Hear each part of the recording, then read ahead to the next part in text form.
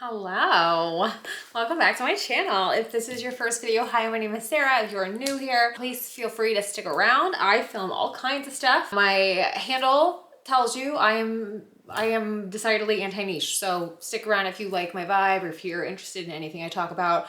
I try my best to link stuff. And if you're not new, hi, can you tell I have a new camera? This is my first video on my new camera that I didn't anticipate getting, but I got. I also have a little bit of a bar in my office now. Not alcoholic, but maybe one day.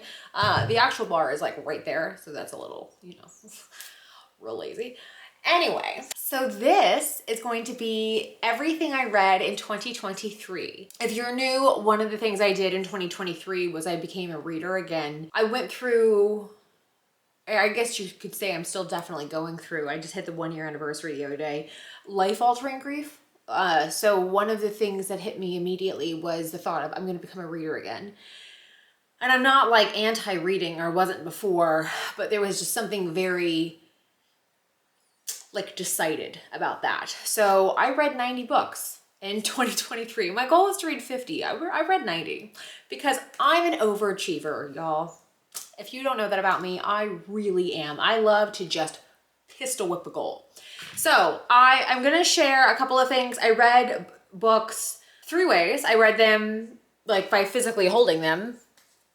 I read them via audiobook, not that many, just a few. And then I read e-reader. In my Christmas list, I wanted a Kindle. My dad got me a Kindle. So I've read a lot of books via a Kindle. So let's get into the entirety of 2023 via my Goodreads. Now, I will tell you straight up, I really suck at, sorry, I'm just pulling up my actual 2023. I really suck at my like rating. So like I didn't rate any books at all. And that's definitely something I'm going to change in the future. Like it's actually a goal I have for 2024 is to rate books better, because I think for a number of reasons, in the effort to like talk more about reading and that kind of stuff, I find that not rating them kind of didn't give me an opportunity to like reflect on them. And I'm trying to be more present and be much more intentional. And so I think it's just these little micro habits that you can do to help nurture intention, you know, and like give things more meaning. So all of that to say, let's dive into everything I read in 2023. This is what 73 books look like right now. I'm not even kidding. Crazy. The other 17 are on my Goodreads. Okay, so first book, Rebel Chef by Dominique Crenn. Chef Crenn is she's the only female chef. She hates that. She hates the female chef. She's chef, which respect. I love that. But she's the only female chef to be 2, subsequently 3 Michelin starred. I've eaten at her restaurant. I'm obsessed with her. She's like my absolute favorite. I love her to death. This is her memoir. And if you're into chef culture, if you're into like chefs in general, if you're into that kind of stuff, I love chefs. Like I'm a big foodie. It's the nerdiest I get is food. So I loved this. I also am incredibly biased. So there was like no way I wasn't gonna love it. But that was what I started off the year with. I'm gonna keep these quick because there's 90 of them. Then we go to Zadie Smith, Intimations, which I believe is the shortest book I read. Actually, it may not be. It's one of the shortest books. I read this in a day. Zadie Smith is sort of a name I've heard a long time. I've read a few of her things. Like she's just kind of always been like sort of literary famous in my world, but like she's not necessarily somebody that I really like fall in love with. Like I don't read her stuff and just go, oh, she like hits different. I don't have that with her. I thought this was fine. It's not really, I've noticed I have a lot of books that I've read this year that I feel like I might want to go back to in a different phase of life. And I think this is one of them. I think she in general is probably one of them where I don't necessarily find myself being able to receive somebody's words the way they intended to. And you'll see this kind of threaded through as I explain. Some of these, I just wasn't where I needed to be to read them. Some of them, perfect. But this one, like, yeah, not, again, I'm bad at rating, so I don't remember what I would have rated it, but it is what it is. Betty White, if you ask me, And of course you won't.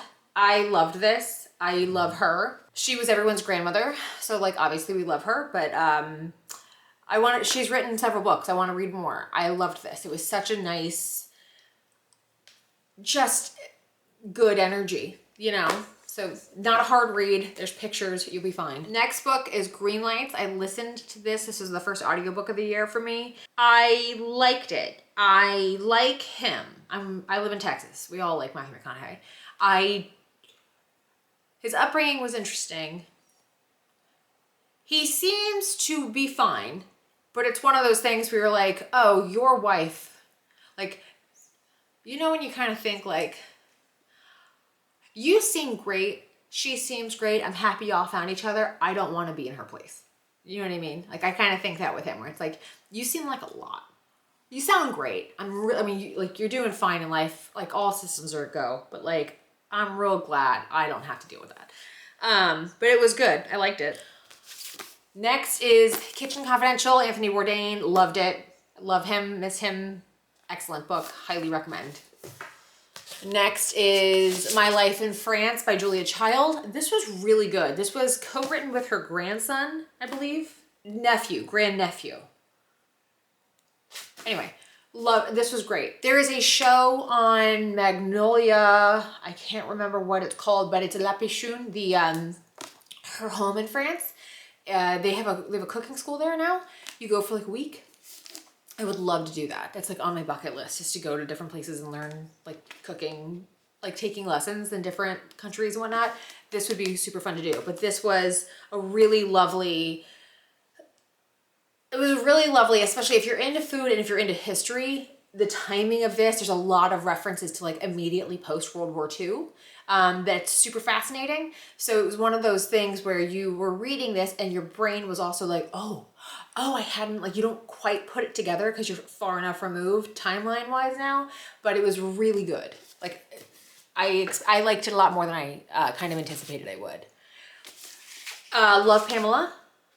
I am incredibly biased. I am obsessed with her. I'm a 90s blonde, so like none of us dislike her. This was great. I'm not a poetry person. I'm not at that point in my life yet where I should say that. I'm not in the point of my life where I would call myself a poetry person, but I thought this was actually really well done, and she didn't ghostwrite. Like, she didn't have a single ghostwriter. So I major props to her for that. I'm so happy that she's having the renaissance that she's having. And obviously I'm not her, but it's so nice to see another woman that's like, she's a gardener, she loves to cook, she makes her own bread, she has all of her dogs. Like, I have a lot of similarity. Obviously it wasn't on Baywatch and I don't look like her, but like, there's just a lot of like rooting for her that I feel, because there's so much common ground between the two of us. I've had a probably less colorful life, but I really appreciate hers. And this was really good. Unabashed Women, the fascinating biographies of bad girls, seductresses, rebels, and one-of-a-kind women. This I read immediately after because women are awesome. And this, I have a few books written by her what's her name? Marlene Wagman Geller. I don't find, how do I say this? This is nice because it's like these little quick hits of who people are, and like people, you kind of like an intro to different people, which is nice. I've decided, as much as I like the idea of it, I don't like it so much in actuality. So I don't love an intro to once I'm actually reading it. I love the concept of it. I wish I loved them more when I'm reading them. I want to know more about, I want there to be more.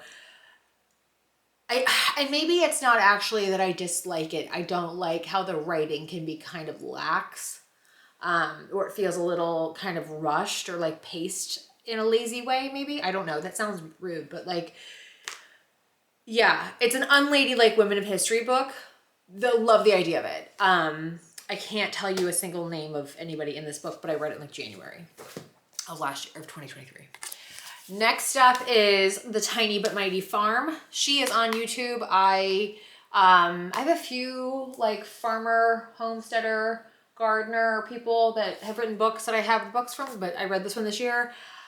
This was actually really good, especially if you're somebody who grows on smaller land. Like if you don't have hundreds of acres, if you have like a couple, this is actually really helpful. It's also nice because if you're from like an economic perspective, if you're kind of considering like, what do I want to invest in? How do I want to scale something? How do I want to like the actual logistics of planning your farm? It's really good for that. So it's a really good sort of like, where do I start? She's great at how to do it without needing like all of the equipment. You know what I mean? Like she's not going to tell you to get a tractor on day one. So really helpful if you're interested in, you know, growing on a small piece of land. Okay, Sasha Sagan, For Small Creatures Such as We. I adore this book. This book was excellent. This is one of my favorite books of the year, top 5. This is one of my absolute favorite nonfictions of the year, like no question.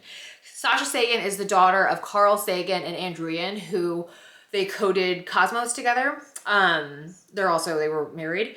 But she does the most beautiful job of blending science and spirituality and kind of explaining the need for ritual, and then like flowing through like different civilizations and societies and religions, and just, you know, she just does such a great job. And lunar cycles, from birthdays to funerals to the changing of the seasons to lunar cycles, Sagan thoughtfully explores how to blend science and spirituality. I loved this. The beginning of 2023 to now, I was much more like science at the beginning of the year. Now I'm just like, whatever floats your boat. But this is such a good book. Like if you're into like, why do we do things? What's the point? I read this in the early stages of grief. So it was just things that helped me find purpose. This was wonderful. Like, truly great. I'm trying really hard not to fucking cry today. Older, but better, but older. The Art of Growing Up. This is a quick read. It does not look it, but it is. This is a French book, or it's in English. It's written by French people. It's cute. It's not like, it's not gonna change your life, but it's cute. And it's one of those like, look, it's a quick read. You know what I mean? Like you're moving. But yeah. Fine with it, happy with it. The Life and Breakthrough Inventions of Hedy Lamarr, The Most Beautiful Woman in the World by Richard Rhodes. This is a Pulitzer Prize winner author. He did not win it for this book. The thing that annoys me about books like this is Hedy Lamarr is somebody who like really just got so screwed over in life. Like she was this just fascinating woman, and just because of what she looked like and who she like symbolized on the screen, people didn't take her seriously and they undermined her, and she's like literally responsible for so much stuff. She's responsible for GPS. But what's amazing is this book somehow missed the mark for me. Like it was one of those books like I forced myself to get through. I was very decidedly anti-DNFing a book, which is do not finish. I didn't want to DNF a book at the beginning of the year. And so I pushed through it, and it's just one of those things where you don't have to make books drier than they need to be. Right? Like that's the thing that I think a lot with reading, where it's like, there's a reason why people gravitate towards fiction, because they're easier to read. She didn't need this to be drier. You know what I mean? I feel like that kind of did her a disservice, but I haven't read other books on her to be able to compare and contrast, but I'm glad someone wrote a book on her. I wish it was better because she deserved better. I'll put it that way. Women, Food, and Hormones by Dr. Sarah Gottfried. Excellent book. Highly recommend if you're going through perimenopause or menopause.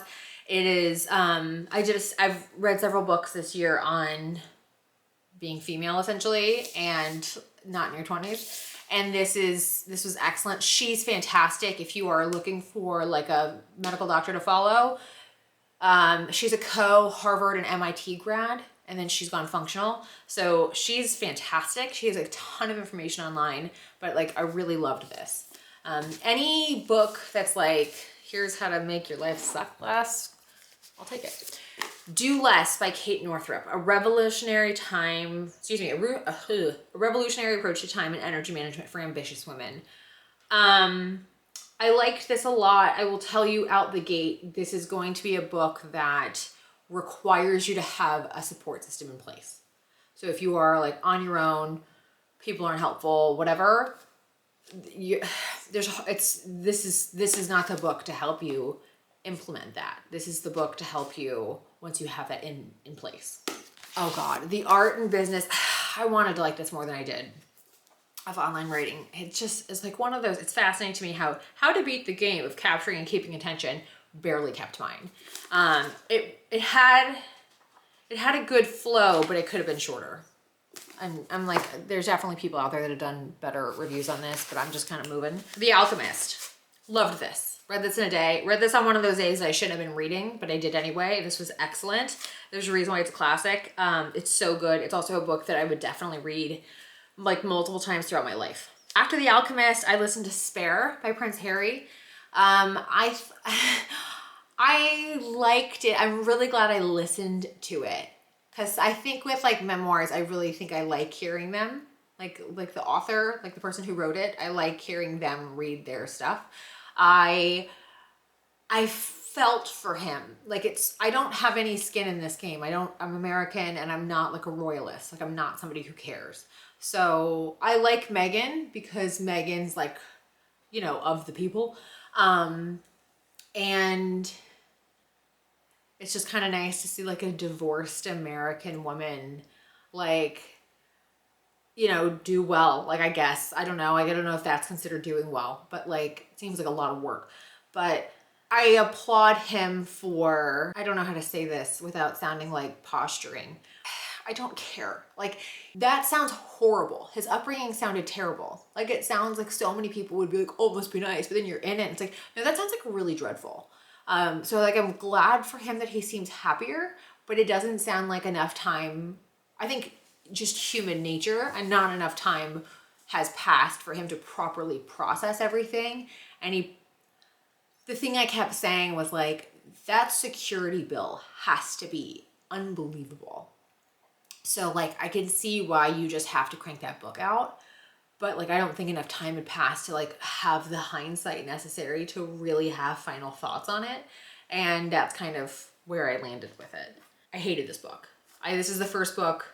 This might've been the first book of the year that I like actively hated, like full on hated. I didn't enjoy this book at all. My friend Beth says his other book's really good. She didn't like this book either, but man, I hated this book. Okay. I have a book that I read in person, but I don't have on me right now because I've lent it away. But I want it back. It is one of my top 5 books of the year. It's called The Midnight Library by Matt Haig. It is excellent. It's one of the top like book club reads of the year. So I'm sure like if you're into reading, like you may or may haven't, I don't know. Maybe you've read it, maybe you haven't. If you haven't read it, it's the jacket synopsis sounds a little bleak. It's actually not bleak at all. It's really, really great. I loved his writing. He does sort of like a historical fiction sort of approach where it's definitely fiction, but like he plots it into time well, and he just makes you smarter. Like he just seems like, I just really enjoy his writing. That book, definitely one of my favorite of the year. Okay, next up is Fair Play by Eve Rodsky. It's a game-changing solution for when you have too much to do and more life to live. You're gonna tell I've got some themes this year. This didn't work for me, but that's because it takes 2 to tango. I mean, there you go. So it's a great idea in theory, and I love people that get it to implement because it does, I can totally see how it could work. But yeah, I liked it. Just keep it brief. Atomic Habits. Everybody and their brother talks about this book.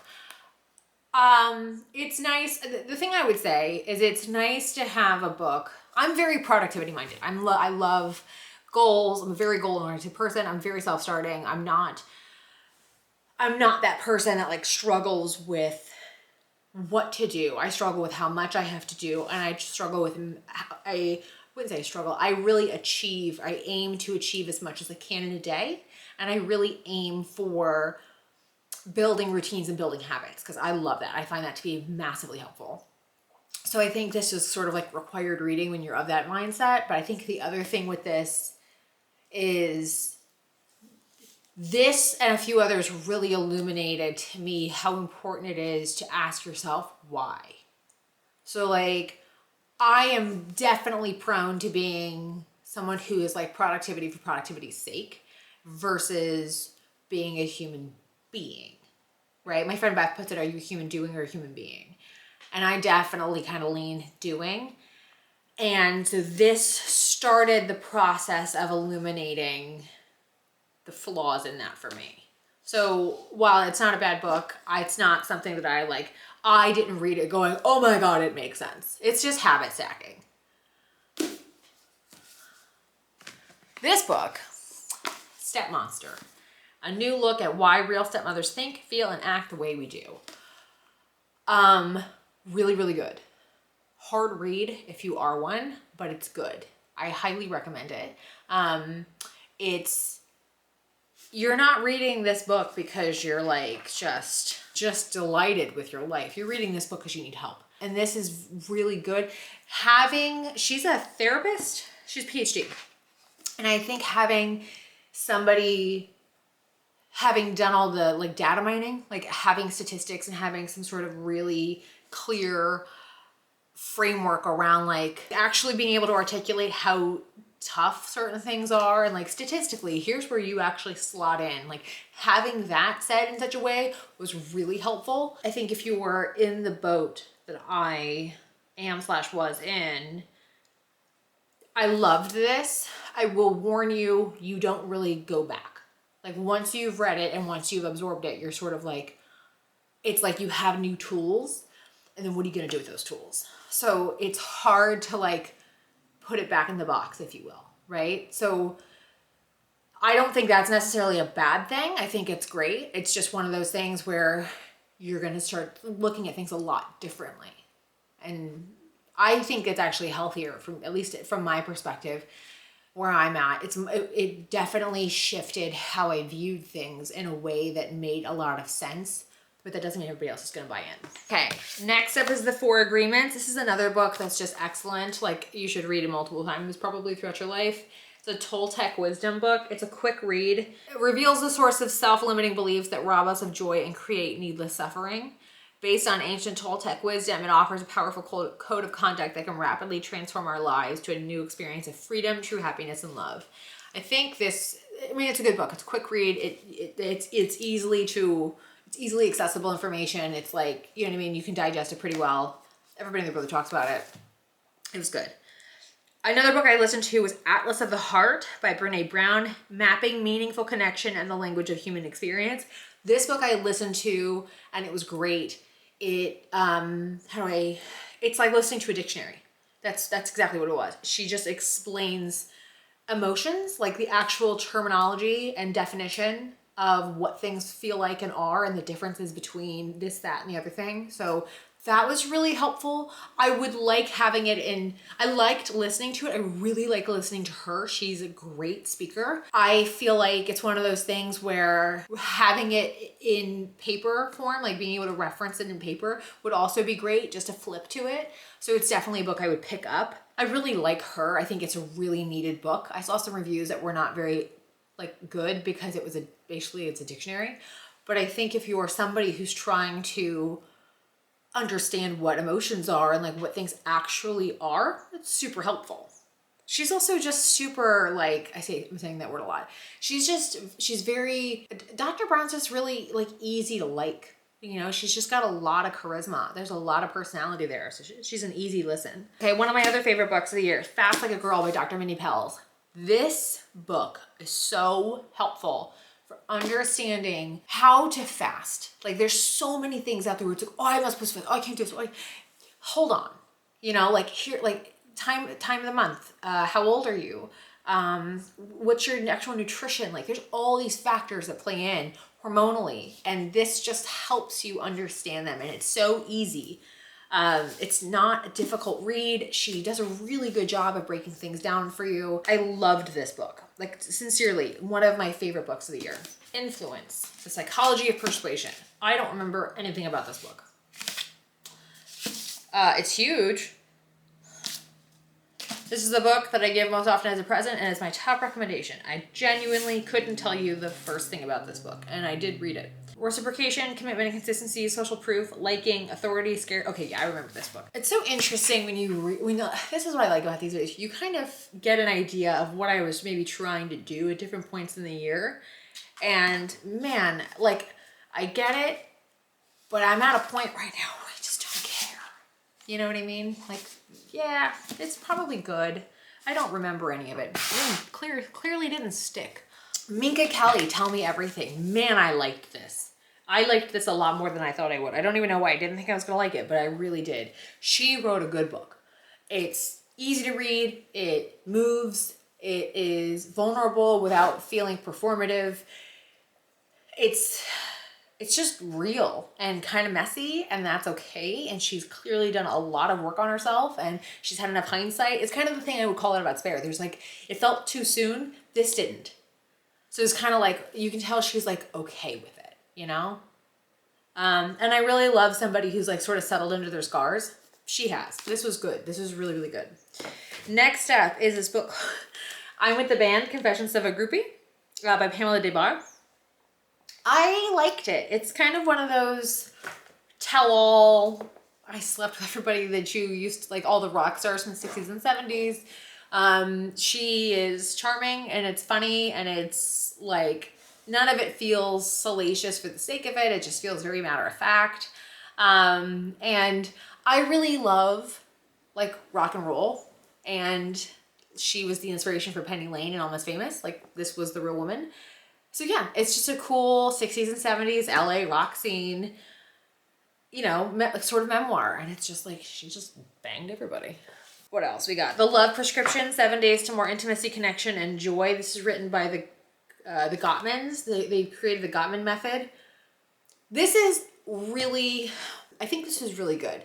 It's one of those things where I think it really illuminates if you kind of how you are in a relationship and how you can like take things for granted. So I think things like this are good because it helps you kind of wake up to where your own sort of blind spots are. And I liked it. It was good. It was an easy read. Another one of those multi-women books, Women of Means. This is sad. I mean, it was just a sad book. It's fascinating biographies of royals, heiresses, eccentrics, and other poor little rich girls. It's just how money can't buy you happiness, and it's all the women that got screwed over history. Some of them are really sad. Some of them are interesting. Yeah, I mean, these books are good because they give you names that you maybe didn't otherwise have or you wouldn't have otherwise found.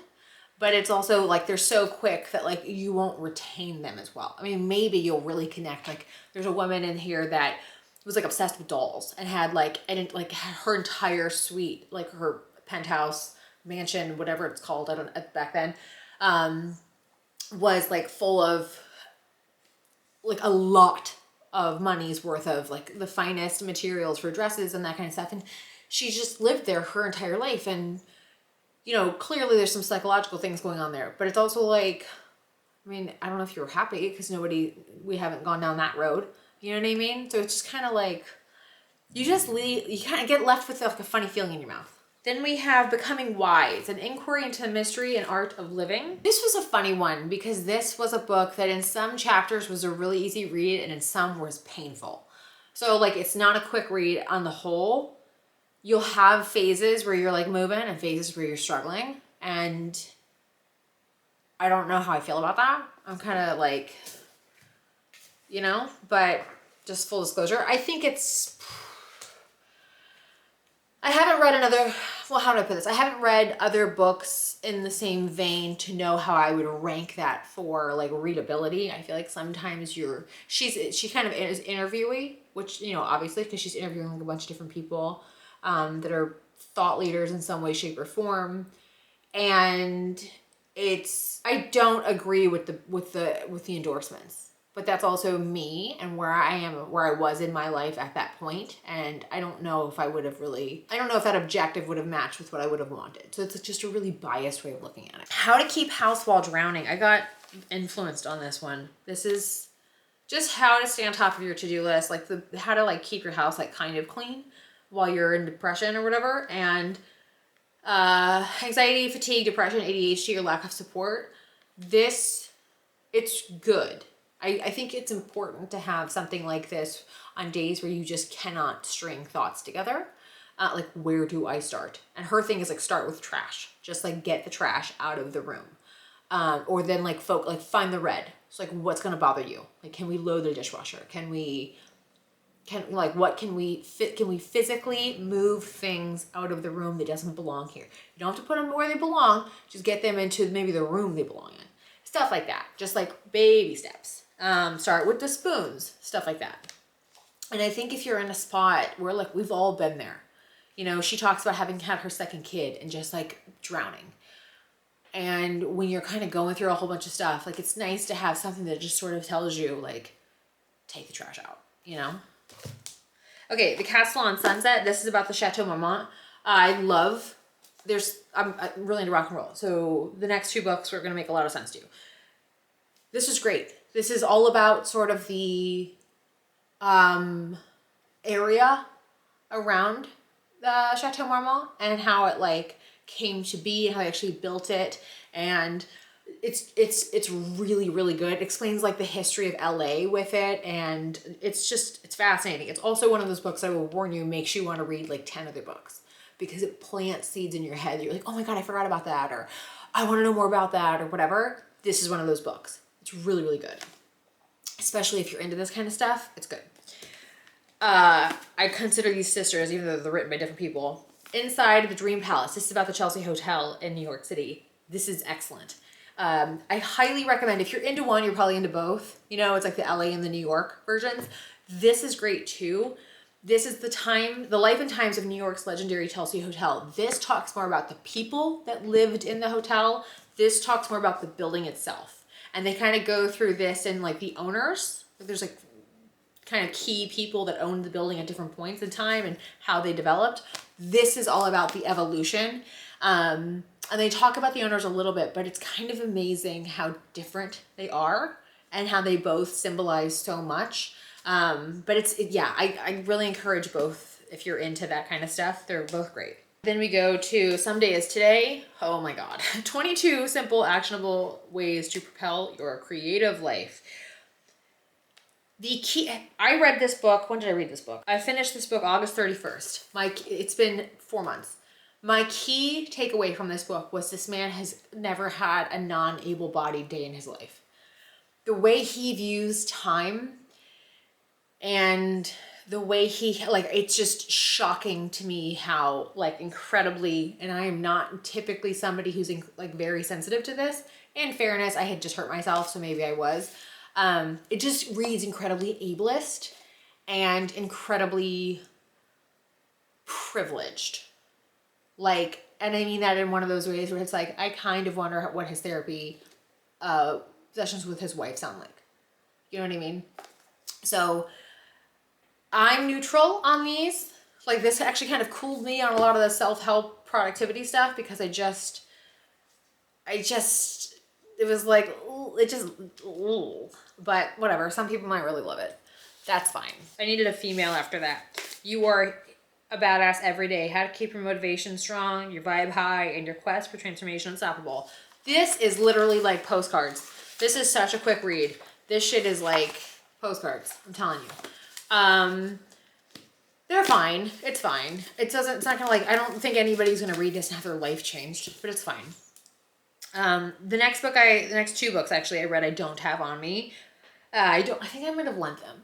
One's called You Are Here, Discovering the Magic of the Present Moment by Thich Nhat Hanh. I hope I'm pronouncing his name correctly. He's a monk. He was a monk, he just passed away. That was recommended to me by Beth on account of grief and struggling and all kinds of stuff. And it's good. It really illuminates how bad I am at being present. That was my big takeaway. Was just, God, I'm bad at this. Because like he was talking about doing dishes. And you know, when you're cleaning the whatever, like that's what you're doing. That's like you are with God cleaning the dish. And like you're doing it like you're washing this thing like you are washing God or something. And I'm like, I don't mentally think I'm there yet. You know what I mean? Where it's like I'm it's a nice thing to aspire to be and to get to. I am nowhere near there. But again, happy to have read it.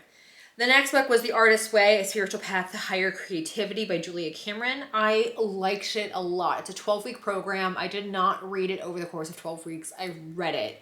And then I implemented the 2 daily things. There's one daily thing, which is daily morning pages. And then there's like the weekly artist dates. I really love this concept. It's definitely something that I would like to come back to. I think I'd probably be a good idea to do it throughout life, you know, like the full 12-week program. But I've done morning pages ever since I read it. So no days off. I've done it every single day. And I am happy with it. It's just 3 days, not 3 days, sorry. It's 3 pages of just freeform thinking. You just write it out. And it's kind of a nice like brain dump first thing in the morning, but you're supposed to do it like first thing. So I have like a morning routine that I do every day, and then I do my morning pages as part of that. And I really enjoy it a lot. So I think there's a ton of value. She also kind of gets into the psychology and stuff with like why you'd be stunted or blind or neutral or whatever your sort of like roadblocks are. She gets through those over the course of the 3 months. And I think it's really helpful. I don't think it's a bad thing at all to explore.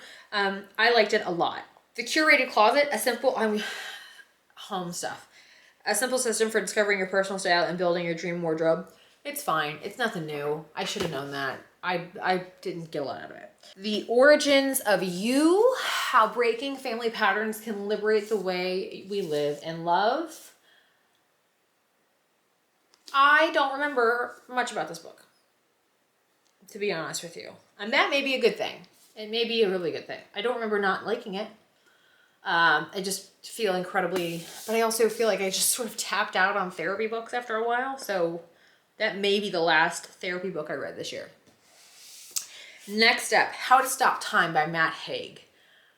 I loved this book. This is another one of my absolute favorite books of the year. Also, same guy who wrote The Midnight Library. I loved this book. It's so good. Yeah, I like thoroughly enjoyed it. I don't want to give anything away. If you like The Midnight Library, you're going to love this. It's one of the, it's an easy thing to understand. It's instantly compelling.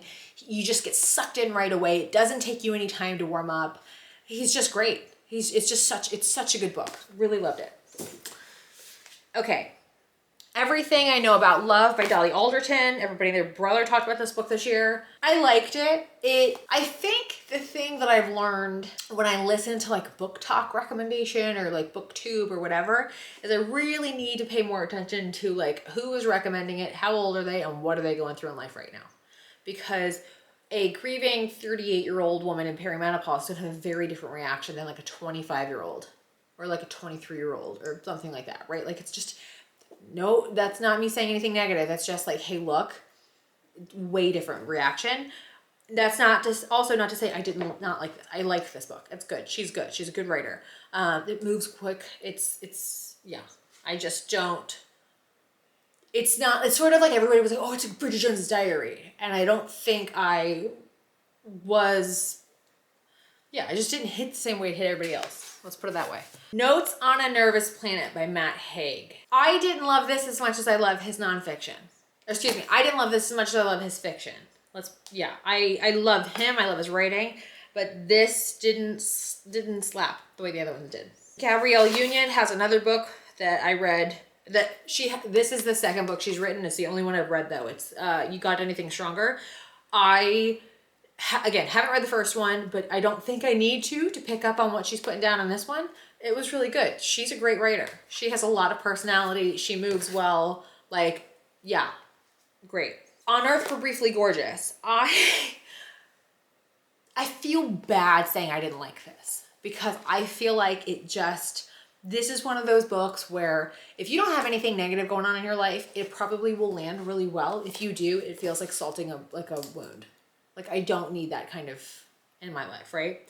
So I didn't love it, but I think it's because of just this year has been so hard. I'm going to leave it at that. Deeper Than Money. Ditch money, shame, build wealth, and feel confident AF. Whatever. This was actually really good. I love when women write books on money, specifically like millennial, Gen Z, sort of fuck it. Like, I'm sick and tired of the Dave Ramseys. I'm sick and tired of the like, everybody's telling us what not to do and that we shouldn't do that and blah, blah, blah, blah. And just the, like, I love the fresh voices around money. And I love books like this. Because it's just like, there's no ego. There's no, oh, you should already, like, oh, this is stupid. You should already know. No, it's just, look, here's what's up. Love that. I think more and more women need to get into finance. Okay, so then we started getting into like some fiction.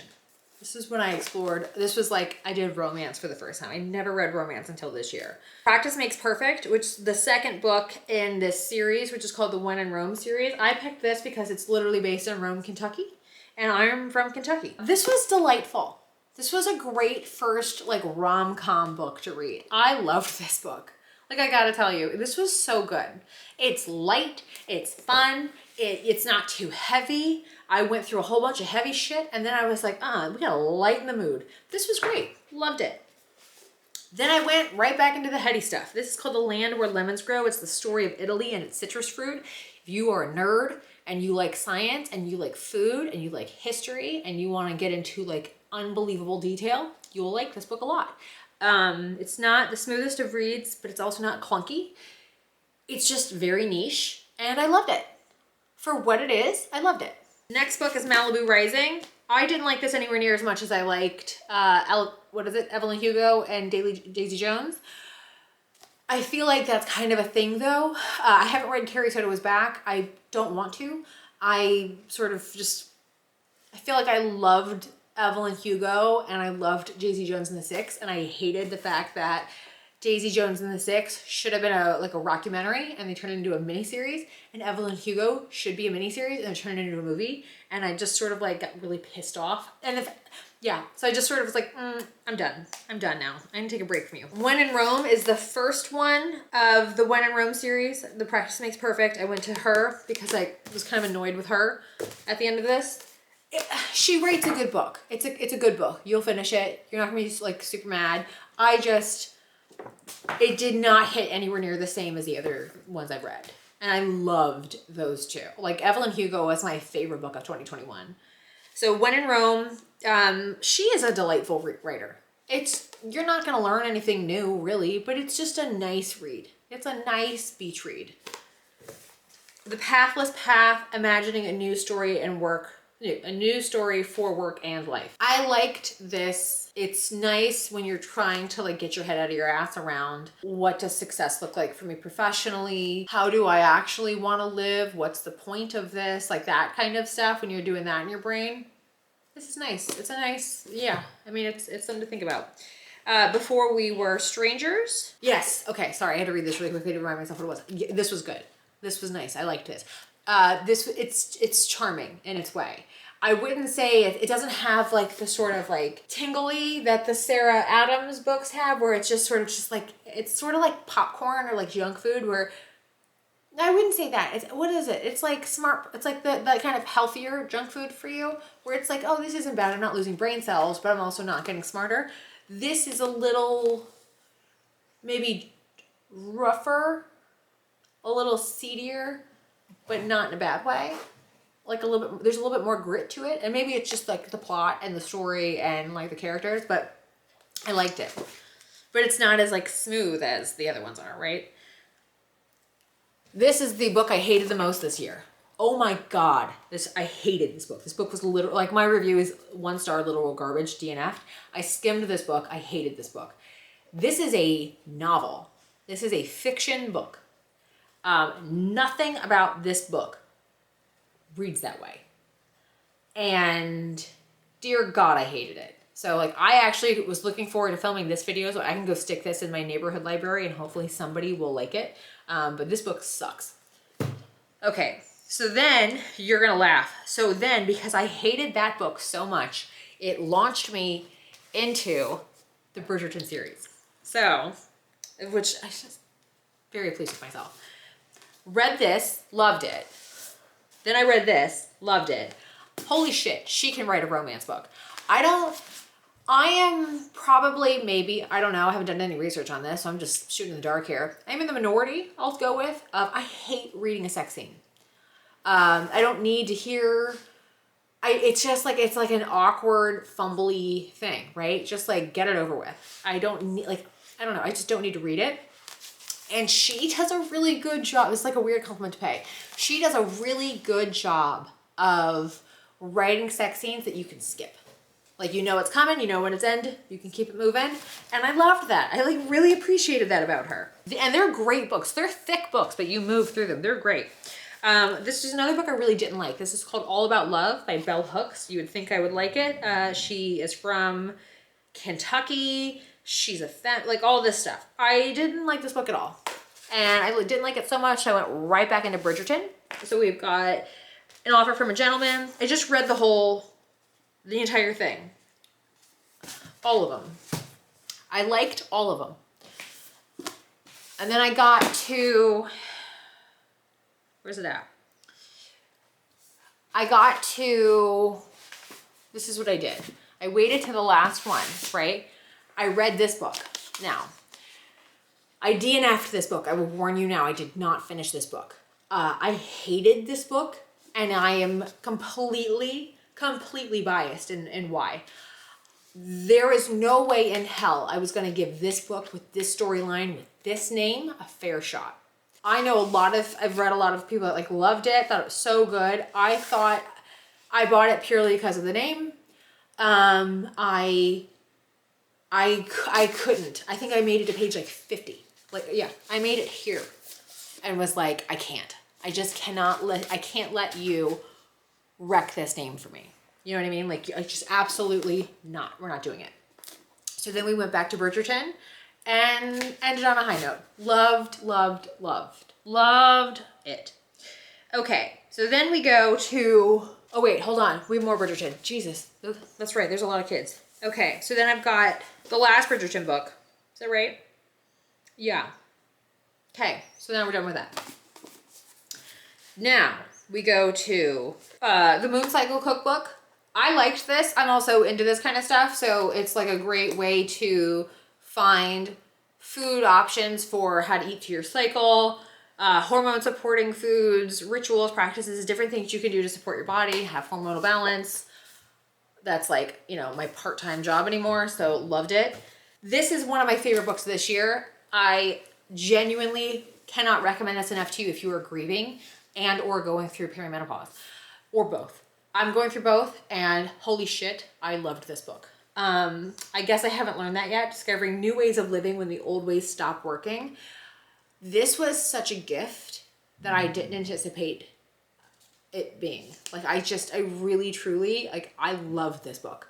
I think it's such a, it was just so necessary, and it like was said so perfectly, and it's said without judgment, and it's just like getting, it kind of hits me the way Brene Brown does, where it just feels like such a non-judgmental, full embrace hug, where it's just right where you are, flaws and all, you're gonna be okay. Yes, it sucks, man. Like, having someone really just say it, like, yeah, this fucking sucks, and it feels like you're gonna die. But guess what? You still woke up. And just being able to just plod along with you in it, having just someone else going through it, like really all of the shit, just going through it, just not trying to make it anything smaller, just full embrace of the suck. It's so well done. Like, it's excellent. Loved it. Okay, a little book on the human shadow. This is about shadow work. It's the dark side of the human personality. It's the part that most of us don't even know we have. It's the part we block out. And it's the importance of confronting it. This is the shortest book I've read all year, ironically, meaning, because it's like shadow work you're supposed to do your whole life. But it was kind of an intro to the concept of it, because I'm very, very new to it. But I'm fully sort of beginning the process of unpacking the mountain of shit I gotta go through. And I read this, I'm completely neutral on it. Like, I don't have any positive or negative. It's just intro to the concept of it. Now we have two books that I loved. We have The Rural Diaries, Love, Livestock, and Big Life Lessons Down on Mischief Farm by Hilary Burton Morgan, and Grimoire Girl by Hilary Burton Morgan. I've had this book for years, I never read it. I'm so glad I read it when I did, because this had just come out. She is a wonderful writer. I had no idea. I didn't watch One Tree Hill. I knew she was on MTV, but it like didn't really click. But her husband played the comedian in, what's it called? What's the movie? The Watchmen. Sorry, totally blanked on the title. And I knew him.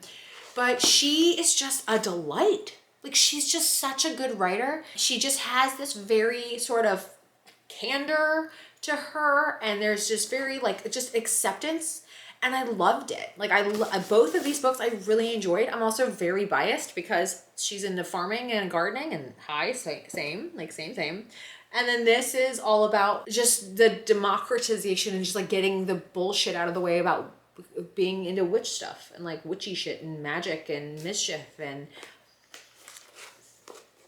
I think with me, you're going to notice we're shifting gears. I loved the idea of this because perimenopause and grief has really launched me into having some conversations and some thoughts that I hadn't had before, and understanding I can get anything back to a kitchen or a garden metaphor.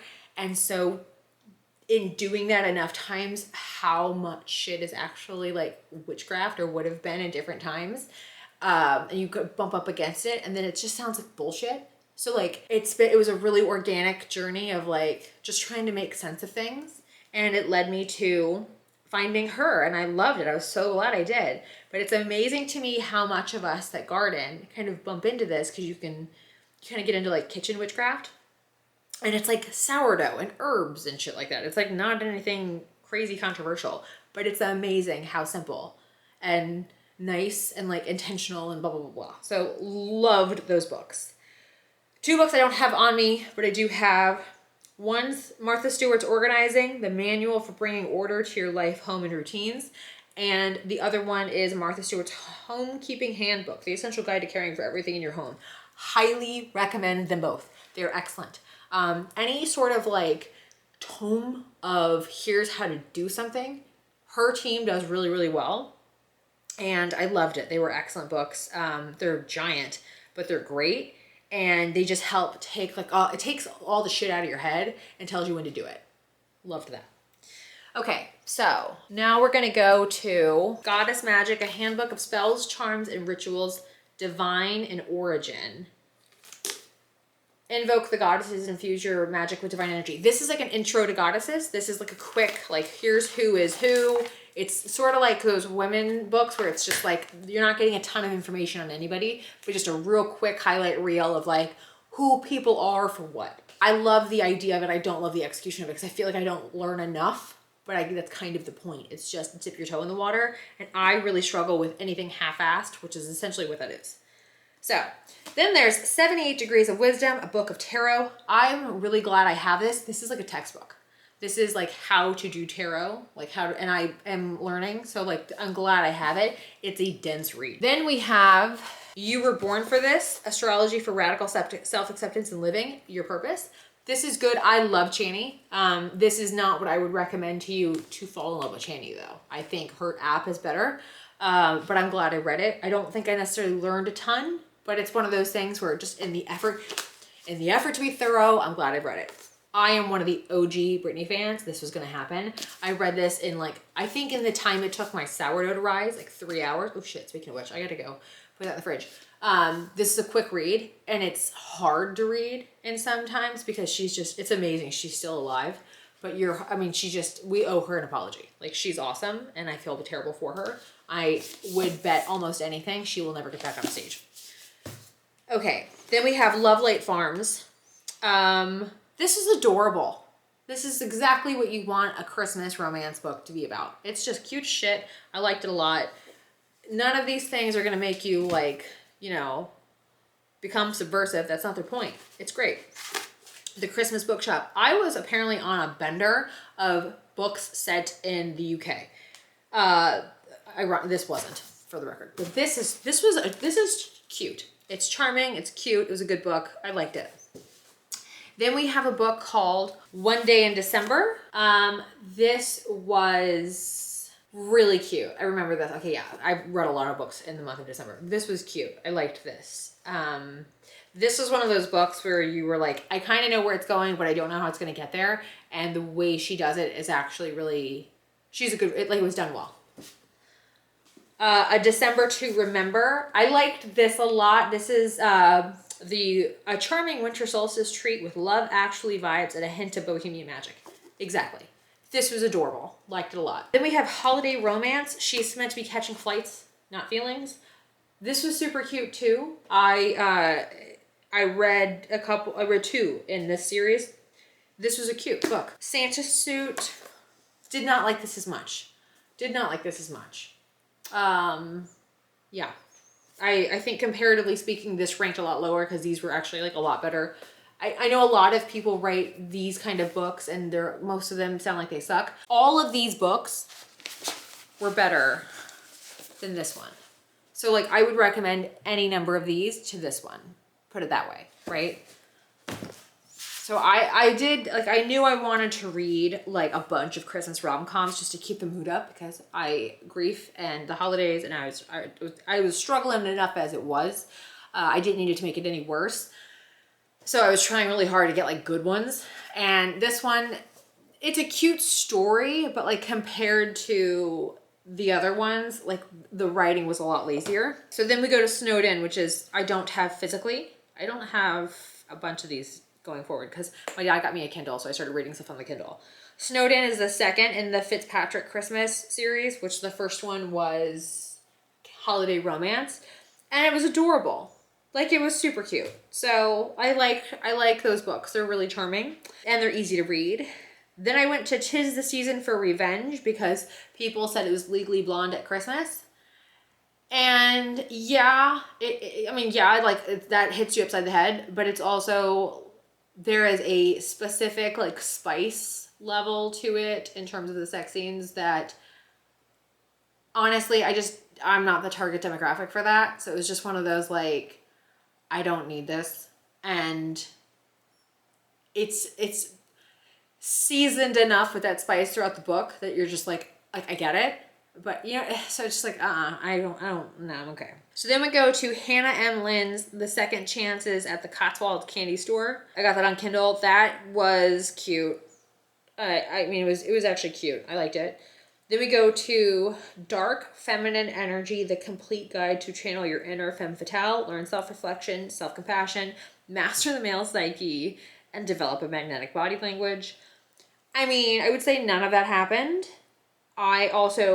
I mainly am exploring this as a concept because I find it like the second chapter of your femininity. Like when you start you go through perimenopause and you're like really starting to like deal with it, you just have a lot of like, what the fuck else is there? Like there's got to be more to life. There's there's so much stuff that we suppress as women that like I really find it interesting.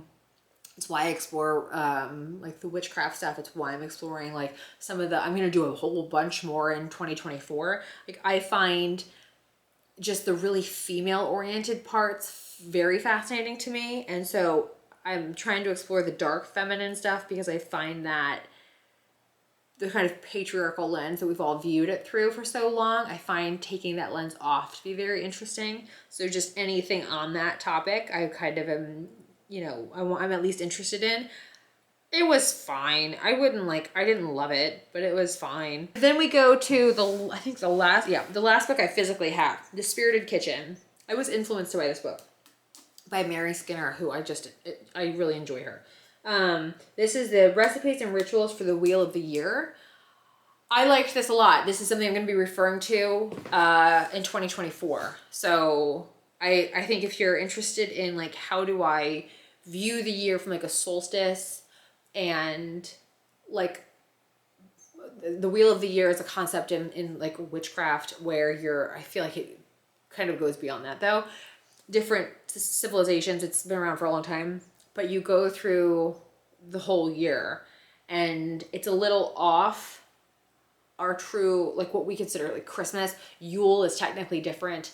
Winter solstice, all that kind of stuff. Like it's a little off, but it's adjacent to like Christian holidays. So I don't know why I'm doing that. She also did a really good job of like making sure it didn't come across as cultural appropriation. She did a really good job of being like, you don't say these words. You're not allowed to do this if you don't have any sort of like native like proximity. Like if your bloodline doesn't go back to it or you're not like from that land, stop. I liked that. Then we go to Love Blooms at the Cotswold Candy Store 2. I didn't like that anywhere near as much as the first one, so I actually had checked out the 5th one and I sent it back because no. Then I read One Christmas Eve. I did not like that at all. I DNF'd it. I was like, hell to the no. Then we did The Little Book of CottageCore. I Need to Learn My Lesson. Traditional Skills of For a Simpler Life. Another intro to something that on paper, like just the cover, I was like, yeah, I'm into all this stuff. Reading it, I was like, no. Then we go to, we have 3 left, I promise. This is long. Then we go to 9 Powerful Ways to Awaken Your Femme Fatale and Dark Feminine Energy. Unlock the Secrets of Dark Feminine Seduction. I mean, this is the thing with books titled like that. It sounds like this sort of saucy, like, course for, like, divorced women, you know, to, like, regain their mojo. And it's really not. It's about, like, how, and this is the thing that I feel like it's harder to find books on this topic because they're marketed. They're titled to market well. And you read it and it's like, I don't want to necessarily be Angelina Jolie. That's not the point of this. The point is to like understand, and she does a better job of like, here's the actual, some of the psychological elements to it, like the actual like science-backed approaches, but it's not done the way I kind of wished it was. And that's just me, but yeah. Like it's basically like, have boundaries, you know, don't like the pick me energy kind of shit, like that stuff. Let's not.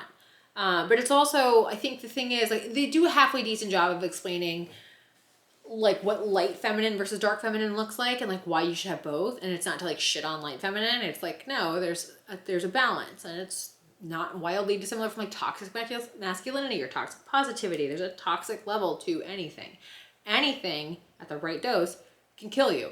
It's the dose that makes the poison. It is that. So there's also, you know, I just feel like a lot of this stuff has a lot of room to grow, because when you're trying to like understand, and maybe it's in a book that I haven't read yet, but like trying to understand like how to really walk the walk of it in a like a full 360 female perspective, like as a fully embodying your womanhood. That's kind of a miss. Then we have Witchcraft Therapy, Your Guide to Banishing Bullshit and Invoking Your Inner Power. I actually really enjoyed this book. It's a really cute book. It's like very no fucks given, written. She's a science-minded, secular style approach. I appreciated that. But it's also very like, it's actually probably the best done intro to book. Yeah, no question upon like immediate review. It's the best one I read this year of like high level, here's what we're doing.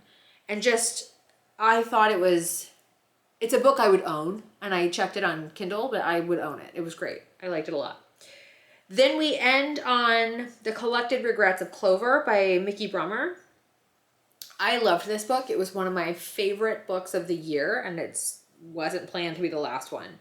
It's a fiction book that talks a lot about death and grief. I did not time it accordingly with the time of the year. I just picked it, and I truly feel like it was divine intervention because I read it on the anniversary of losing her. And this woman wrote a brilliant book on death and grief and life and how to live life. And it's a very good book. Really, it was one of my favorite fiction books of the year. I think I have 2 books that are my 2 to 3 depending that are my favorite fiction. That's one of them, hands down, no question. So yeah, really, really, really recommend that one, especially if you're well, everybody grieves differently, so I'm kind of reluctant to say fresh grief, but there is sort of like a maybe, what am I supposed to do now? Like that sort of headspace, you know, because it doesn't go away. And so it's a really good book. I liked it a lot. Anyway, so yeah, so that's my 2023 Goodreads list. And I hope maybe you got some ideas of what to or to not read if you're anything like me. But yeah, my goal for 2024 is to read 100 books. I've got quite a few reading goals. But I will plan on doing more monthly style just because this book is long, or this video rather is really long. So I'd like to do maybe a month recap every month, and then maybe year end, like best of. Let me know what your thoughts are on that though, because I'm open for conversation on that. Just let me know what you think. And yeah, anyway, I hope you all enjoyed the video. Thank you so much for watching, and I'll see y'all very soon. Bye.